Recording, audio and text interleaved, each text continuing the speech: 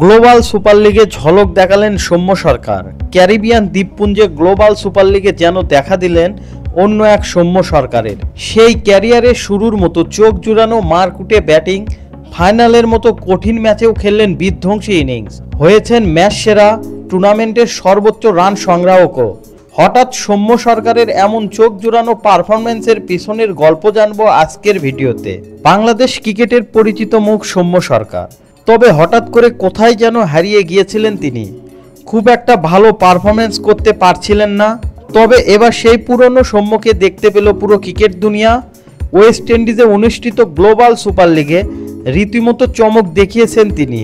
তার পারফরম্যান্স ছিল সবার সেরা, হয়েছেন টুর্নামেন্টের ফাইনালে ম্যাচ সেরা, টুর্নামেন্টের সর্বোচ্চ রান সংগ্রাহক, হাতে নিয়েছেন টুর্নামেন্ট সেরার পুরস্কারও। সৌম্যর ব্যাটে ভর করে রংপুর রাইডার্স 20 ওভারে তোলে 178 রান, যা পুরো আসরের সর্বোচ্চ দলীয় সংগ্রহ। এদিন 54 বলে 7-4 ও 5 ছক্কায় 84 রানের ইনিংস খেলেন তিনি। বাঁহাতি এই ব্যাটারের আগের 4 ম্যাচের একটিতে করেন 51 রান, 2 ম্যাচে আউট হয়েছেন 22 ও 27 করে। ফাইনালে গোটা 20 ওভার খেলে অপরাজিত থেকেছেন।